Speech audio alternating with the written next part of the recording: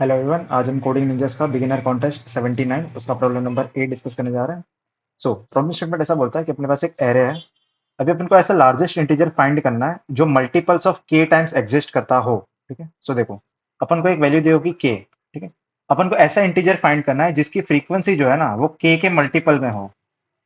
जिसकी फ्रीक्वेंसी क्या है, के मल्टीपल में हो, मतलब उसकी फ्रीक्वेंसी डिविजिबल बाय के होनी चाहिए। कि फ्रीक्वेंसी मॉड के कितना होना चाहिए, जीरो होना चाहिए। अगर ऐसा कोई भी एलिमेंट एग्जिस्ट करता है तो अपन को उसका मैक्सिमम एलिमेंट फाइंड करना है। बहुत ही सिंपल क्वेश्चन है। देखो, मैप आपने पढ़े होंगे, मैप में अपन फ्रीक्वेंसी काउंट करते हैं ना। देखो एग्जांपल लेते हैं, जैसे कि ये फर्स्ट एग्जांपल है 1 2 2 3। 1 2 2 3 ये अपना एरे है। के की वैल्यू इन्होंने क्या दी है, 2।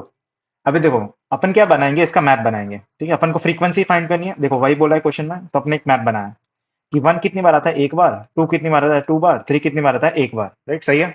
वन एक बार आ रहा है, दो टू दो बार आ रहा है, थ्री एक बार आ रहा है।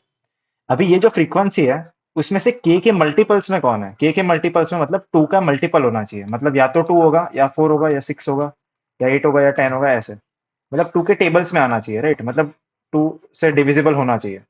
तो देखो ये डिविजिबल नहीं है। One is not divisible by two, ठीक है, तो ये गलत है। Two is divisible by two, हाँ देखो ये है। तो देखो सबसे बड़ा इंटीजर कौन सा मिला मेरे को, टू। तो मैक्सिमम कौन सा इंटीजर मिला मेरे को, टू, ये। ठीक है, सही है। फिर देखो, फिर कौन आया, फिर आया थ्री। थ्री की फ्रीक्वेंसी क्या है, वन। देखो ये तो गलत है ना। Three is not divisible by two. ठीक है, तो ये गलत हो गया। एक और एग्जांपल लेते हैं, तो इसका मैक्सिमम इंटीजर कौन सा आएगा, टू। ठीक है, तो इसका आंसर क्या आ जाएगा, टू। ठीक है, एक और एग्जांपल लेते हैं, मान लो ये वाला एग्जांपल ले लो, 5 3 3 3 3 3। ठीक है, फाइव है, थ्री, थ्री, थ्री। ठीक है, और के की वैल्यू क्या दी इन्होंने, टू। मतलब टू से डिविजिबल होना चाहिए। तो देखो मैप बनाया अपन ने। मैप में क्या होगा कि फाइव कितनी बार आएगा, एक बार। थ्री कितनी बार आएगा, फोर टाइम्स। राइट, मैप अपना ऐसा दिखेगा। थ्री कितनी बार आ रहा है, चार बार आ रहा है। अभी ध्यान से देखो, ये जो वन है वो टू से डिविजिबल है कि नहीं, नहीं। वन मॉड टू कभी भी जीरो नहीं आता, राइट। वन मॉड टू कभी भी जीरो नहीं आता, तो ये डिविजिबल नहीं है। फोर टू से डिविजिबल है कि नहीं, हाँ, फोर टू से डिविजिबल है। तो मैक्सिमम इंटीजर कौन सा मिला मेरे को, थ्री। तो मैक्सिमम इंटीजर कैसे मिलेगा, max equal to max of maxi comma element. जो भी एलिमेंट है उसकी फ्रीक्वेंसी अपन देख लेंगे, काउंट कर लेंगे। सिंपल। ठीक है, एक और एग्जांपल है, तो मान लो ऐसा एग्जांपल है, 10 20 30 40 20। मान लो ये एग्जांपल है, और के की वैल्यू ने क्या दी है, थ्री दी है। ठीक है, तो टेन कितनी बार आ रहा है, एक बार। ट्वेंटी कितनी बार आ रहा है, तीन बार। फोर्टी, थर्टी कितनी बार आ रहा है, एक बार। फोर्टी कितनी बार आ रहा है, एक बार। ये अपना मैप हो गया। अभी वन जो है वो क्या थ्री से डिविजिबल है ना। वन मॉड थ्री कभी भी जीरो नहीं आता ना। थ्री से डिविजिबल होना चाहिए, मतलब मल्टीपल होना चाहिए, तो ये तो गलत है, इसको तो चेक नहीं करेंगे। क्या थ्री थ्री से डिविजिबल है, मैंने बोला हाँ। तो मैक्सिमम वैल्यू कौन सी आ जाएगी, 20 आ जाएगी। ठीक है? मान लो है ना, ये जो फोर था ना वो छह बार आ रहा है, मान लो फोर छह बार आ रहा है। तो सिक्स फोर से डिविज सिक्स थ्री से डिविजिबल होता है। सिक्स थ्री से डिविजिबल होता है ना। तो अपन मैक्सिमम वैल्यू कौन सी हो जाएगी, 40 हो जाएगी। अपन को मैक्सिमम वैल्यू फाइंड करनी है।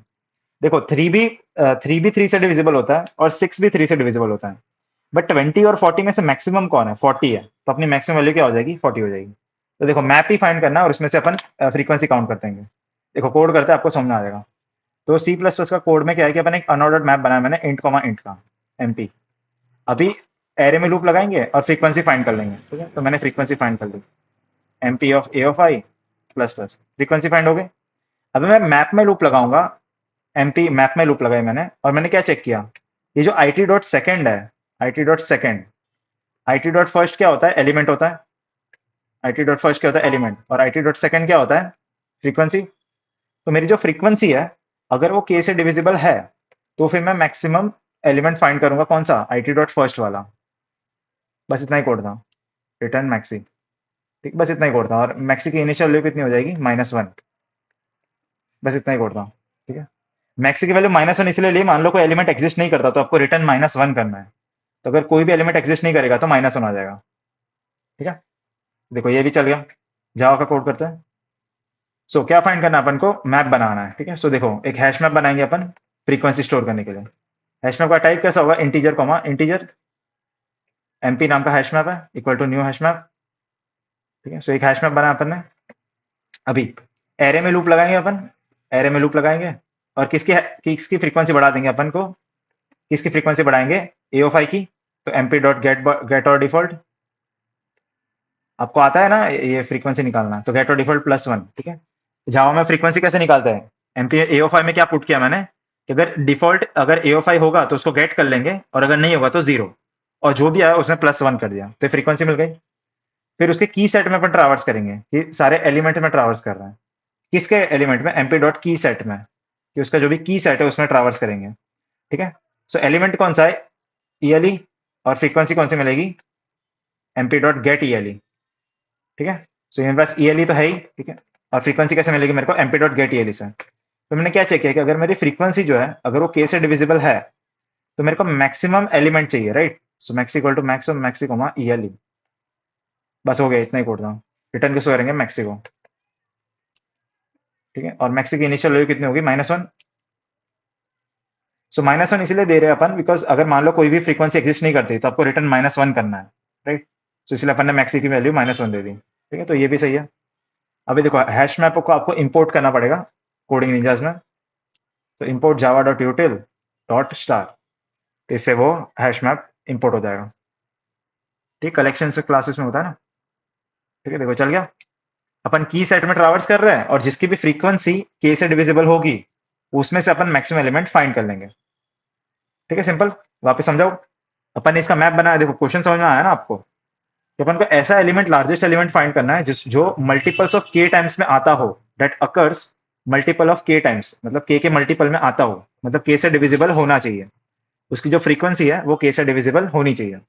मान लो ऐसा एग्जांपल है, मान लो 10 है, 20 है, 20 है, 30 है, 30 है।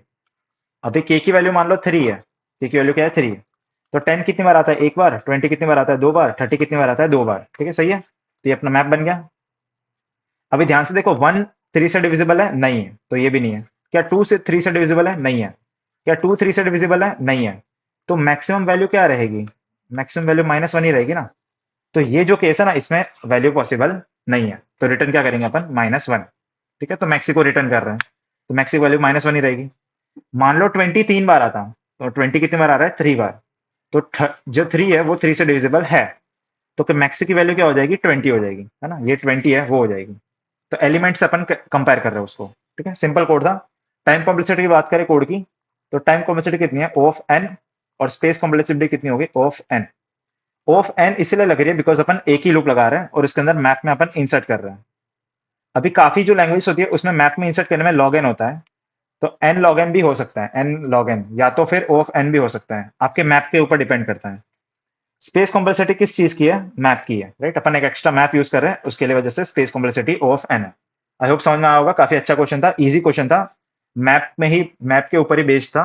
तो अगर आपको मैप में फ्रीक्वेंसी काउंट करना आता है तो आपके लिए क्वेश्चन इजी हो जाएगा। ठीक है, so keep on practising, I will see you in the next question, till then keep learning, take care, bye bye.